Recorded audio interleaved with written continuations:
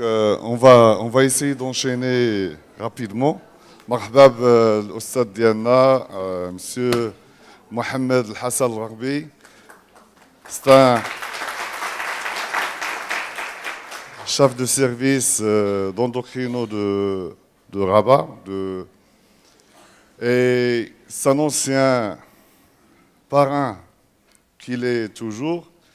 Vous nous avez animé depuis 96-95. Donc, il nous a animé beaucoup de tables rondes à Casablanca et se déplacer pour nous. Et c'est à cause de ça qu'on a développé notre DI et qu'on a fait le DI pour que le médecin généraliste soit à la hauteur de cette prise en charge des diabétiques. On espère, Inch'Allah, d'être toujours à la hauteur. Marhaba bik. Et merci pour les laboratoires servis, pour ce sympo. Donc, sans trop tarder, je vous cède la parole. Quelle place pour les sulfamides en 2018? ADN 2018. Bismillahirrahmanirrahim. À mon tour de vous remercier de bien vouloir être ici présent à ce symposium. À première vue, la tâche devrait être un petit peu difficile. En fonction des recommandations que vous avez pu voir par-ci, par-là, et qui sortent de temps à autre, surtout les dernières, de 2018. Et donc, je vais avoir, je ne dirais pas la lourde tâche, mais la tâche de défendre les sulfamides. Et je vais aller vous montrer qu'ils sont largement défendables. Ils sont pris entre le marteau et l'enclume. Il y a les glyphlosines qui sont arrivées en courant depuis quelques 2 ou 3 ans, un petit peu plus dans certains pays. Il y a bien sûr les inhibiteurs de la DPP4 qui sont là depuis assez longtemps. Et bien sûr, il y a les analogues du GLP1.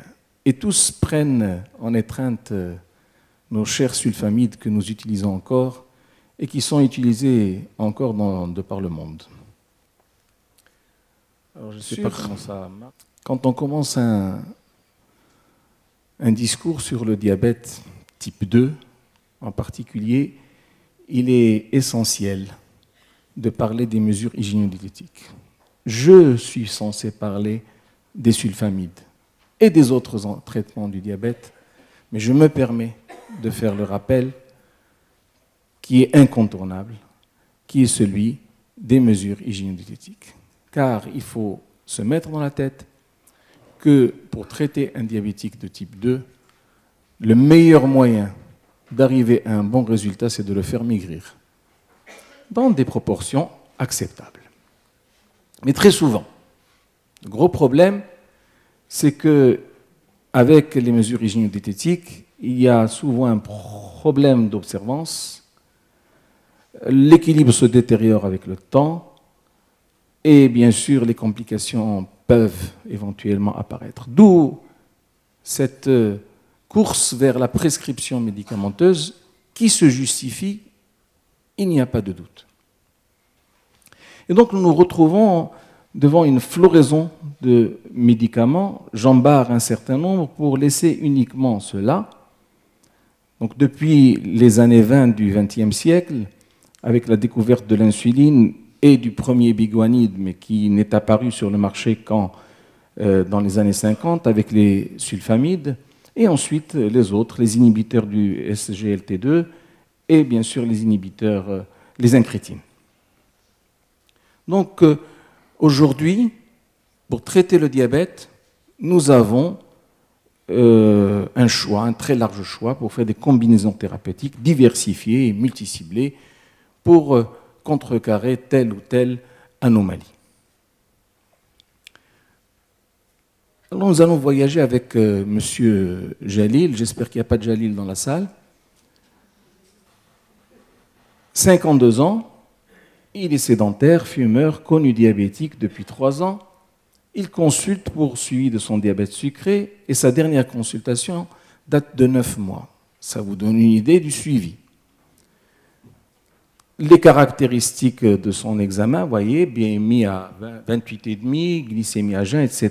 Il est traité par de la metformine, c'est logique, 2 grammes par jour, et il n'a pas de complications dégénératives, hormis une hypertension artérielle traitée. Peut-être qu'on peut la mettre avec les complications dégénératives ou pas. Alors, quelle prise en charge? Logiquement, on va lui conseiller les mesures hygiéno-diététiques, on va refaire une séance d'apprentissage pour essayer de lui faire perdre du poids, puisqu'il est en BMI à 28,5.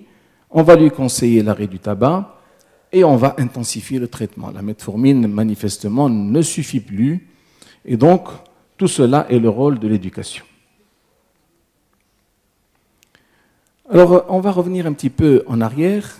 Déjà en 2011, cette intensification du traitement avait commencé à faire parler d'elle, avec l'apparition non pas des sulfamides qui existaient bien avant, mais des inhibiteurs de la DPP4 et à droite, en bas, 3e ligne, des agonistes du GLP1.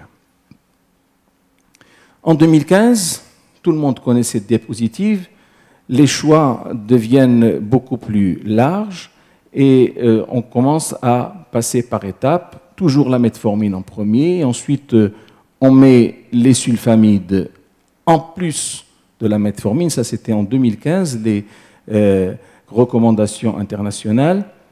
Bien sûr, les sulfamides en première intention à ce moment-là, si la metformine est contre-indiquée ou mal tolérée, mais à condition qu'on ait une bonne fonction rénale. Et bien sûr, on a des précautions à prendre avec le glibenclamide qui est supposé donner plus d'hypoglycémie. Les sulfamides possibles en 3e intention, si jamais on ne peut pas les donner en première intention. On fait attention quand on veut associer les sulfamides à l'insuline, quoique cette association est possible si on opte pour une insulinothérapie bedtime. On passe en 2017. Vous connaissez tous ce schéma. Je l'ai un petit peu refait. C'est celui de l'ADA 2017, avec les différents choix qui reviennent. Et bien sûr, l'insuline en fin de parcours, si jamais on n'arrive pas à un équilibre satisfaisant. L'ADA 2018 a introduit une nouvelle notion. La première page est la même que la précédente, en 2017. On commence par les mesures hygiéno-diététiques. On passe à la metformine.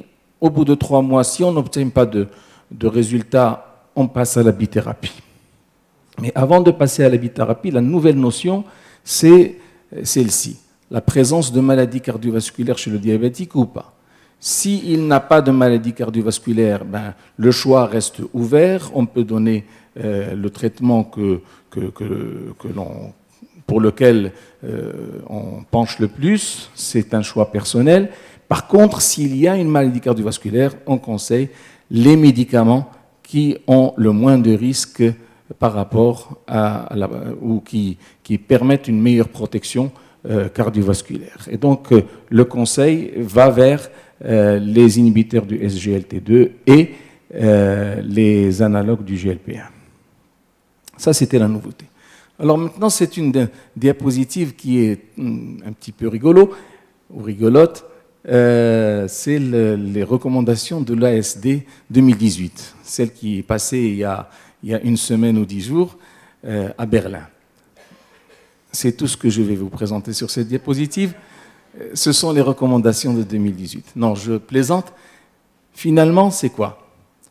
On a assisté à un congrès où on nous a vraiment bombardé de nouvelles recommandations avec le SGLT2 et les analogues du GLP1 qui sont mis en avant, même avant l'insuline et tout, avec des études à l'appui, etc., etc. Et on arrive à la dernière journée et on a droit à 3 ou 4 ou 5, je ne sais plus, communications sur les dernières recommandations. On reprend l'ADA, on reprend CADA, les Américains, les Européens, les Australiens. Et après, le président de l'EASD se met devant le pupitre et il affiche cette diapositive. Et il nous dit, after date, use a tablet. Après les mesures hygiéno-diététiques, utilisez un comprimé. Très probablement, ce comprimé sera de la metformine. Jusqu'ici, on est d'accord. Ça, c'est les recommandations EASD 2018. Et hop, après, ajoutez ce que vous voulez. Voilà. Donc, c'est une diapositive que je remettrai à la fin pour conclure. Alors, je reviens à mon cher Jalil, qui a 52 ans, il est sédentaire, en surpoids, fumeur, hypertendu, diabète non compliqué, et la durée estimée du diabète est de 3 ans, et l'objectif que je mets pour l'HbA1c est inférieur à 7%. Alors, il est toujours sous metformine, qu'est-ce que je mets? Je mets un sulfamide ou autre chose? Un sulfamide ou autre chose? Alors, on va voir. Avant de choisir, j'ai 5 critères à mettre en avant pour faire un bon choix. Ces critères sont les suivants. Nous avons l'efficacité, la tolérance, la sécurité et le recul, la facilité d'emploi et le coût du traitement. Ce sont les 5 critères qui nous guident dans notre choix thérapeutique. Alors, Jalil, je vais commencer par autre. Si je fais le choix de le mettre sous quelque chose d'autre que le sulfamide, quels sont les avantages et les inconvénients? L'efficacité, tout le monde est d'accord, elle est correcte, il baisse l'hémoglobine glyquée, tous, il n'y a pas de problème. L'inhibiteur du SGLT2, les analogues du GLP1, les inhibiteurs de la DPP4. Les autres, ce n'est pas la peine d'en parler. La prise pondérale est neutre. Il y a une facilité d'emploi, pas tous. Il y a certains qui sont injectables, d'autres qu'on prend 2 fois par jour. Risque hypoglycémique nul ou presque, c'est un bon point. La sécurité cardiovasculaire n'est pas négative. Donc, ils sont sécurisants pour certains, essentiellement les analogues du GLP1 et les inhibiteurs du SGLT2, d'après les dernières études qui viennent de tomber.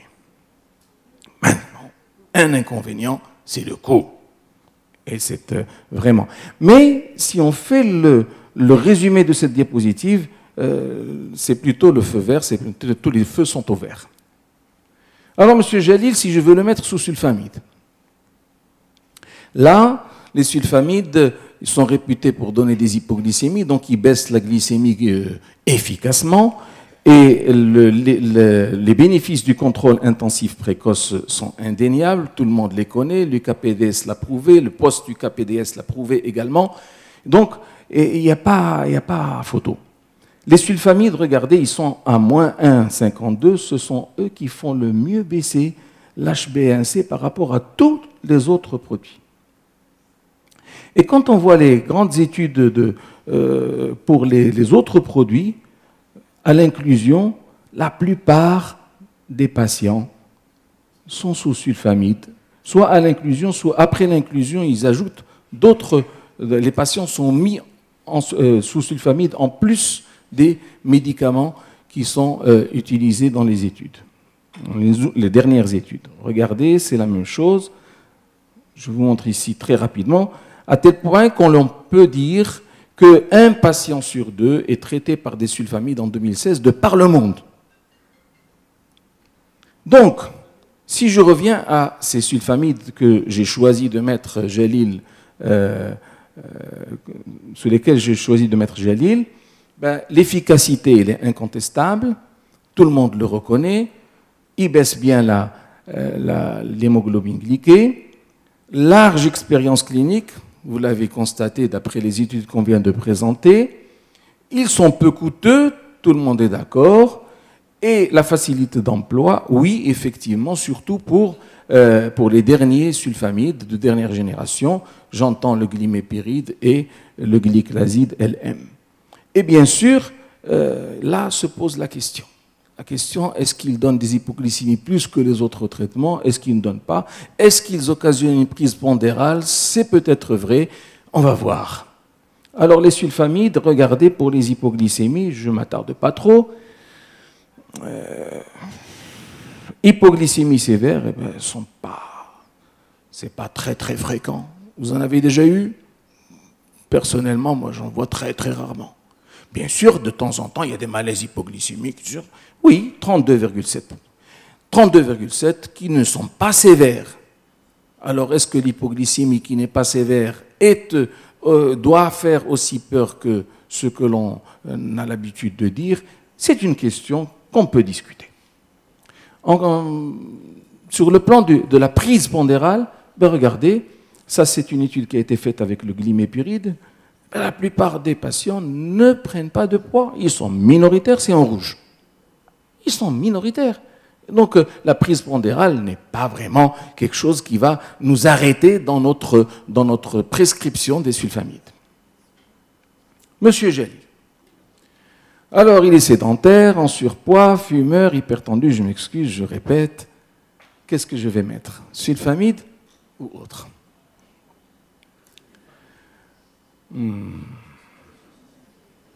Qu'est-ce que vous en pensez? On va voir. Alors, permettez-moi d'ouvrir une petite parenthèse. C'est une diapositive qui est inattendue, mais qui est primordiale dans la prise en charge de tout diabétique et même dans la prise en charge de tout malade chronique.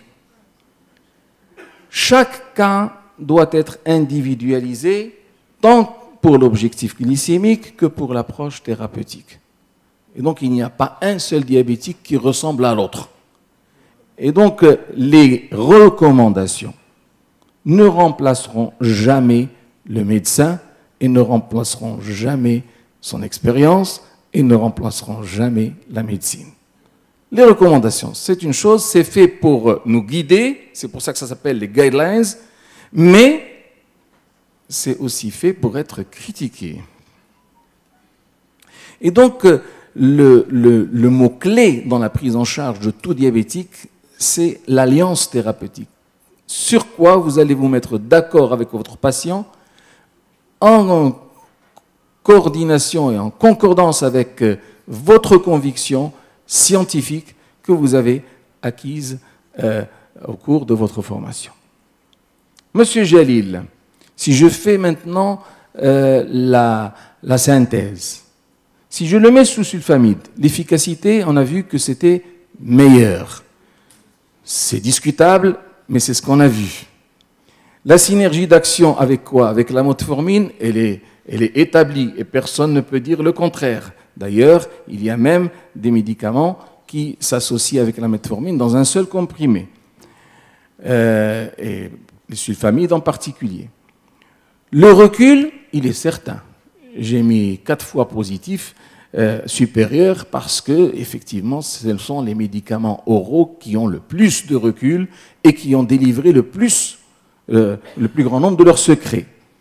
La sécurité cardiovasculaire, ça c'est un problème. J'ai mis un point d'interrogation.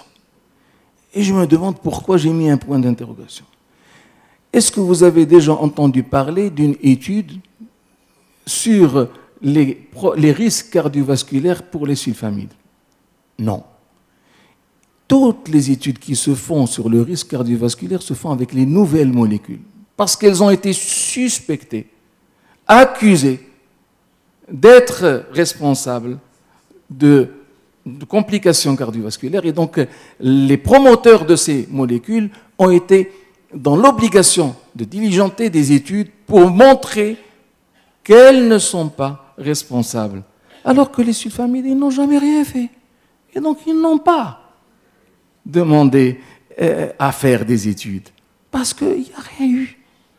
Il y a une suspicion physiologique, philosophique, je ne sais pas quoi. Mais pourquoi on ne fait pas d'études? Parce qu'ils n'ont jamais fait parler d'eux. Et donc ça reste théorique. Le problème est purement théorique. Et donc la sécurité cardiovasculaire, pour moi, les sulfamides, ils sont vraiment innocents. Et le coût, encore il y a un 3 fois supérieur, le coût est faible. Ce n'est pas comme les autres. Et dans des milieux comme les nôtres, à nous, ben je crois que c'est un paramètre, un critère incontournable, un critère qui s'impose. Il n'y a pas photo, encore une fois. Pour les autres, ben, l'efficacité, je mets inférieure, c'est peut-être pas vrai, mais je suis censé défendre les sulfamides, et donc je le fais comme ça. Bien sûr, on a vu moins 1,52 et les autres un tout petit peu moins. Et donc, la synergie d'action, c'est la même chose. Il s'associe très bien avec la metformine. Vous savez, la metformine s'associe avec tout le monde, elle se marie avec tout le monde, elle est polyandre.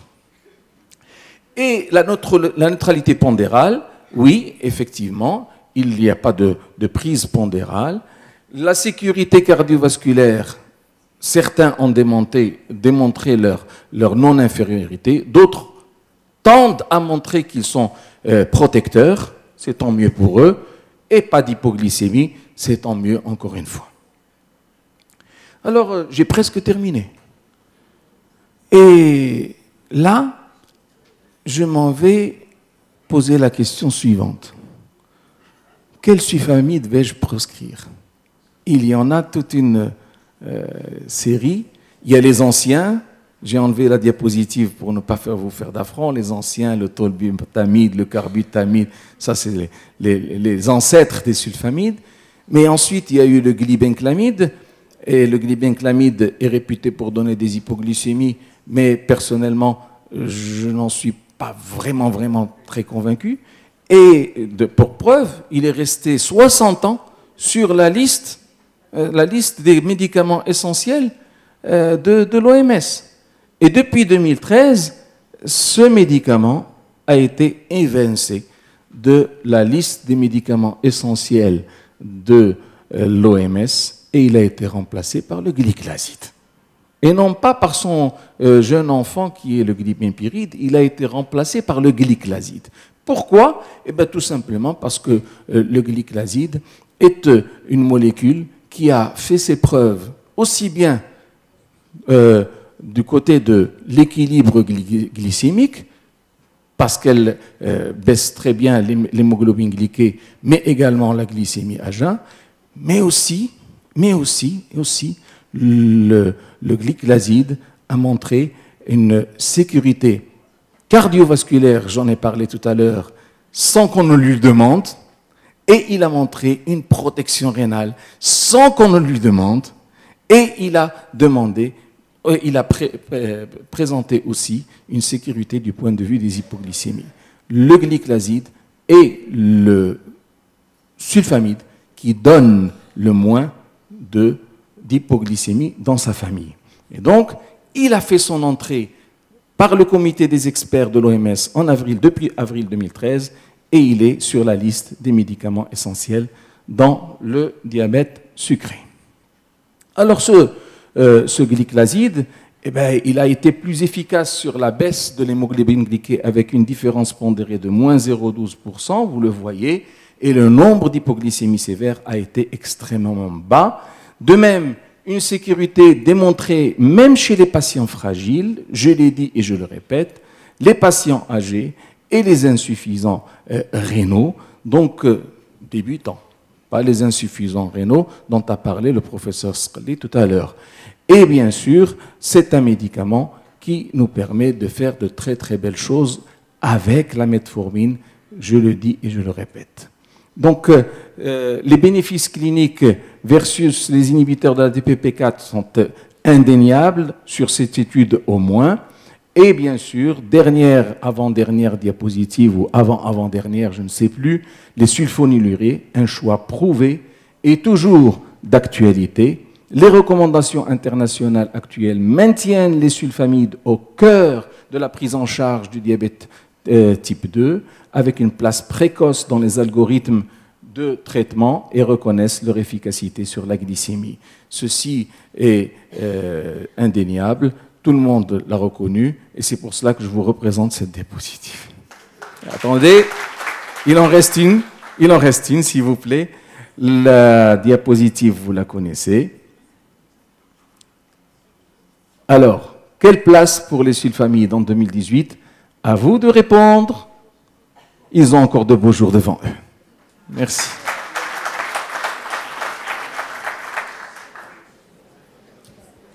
Donc, merci beaucoup.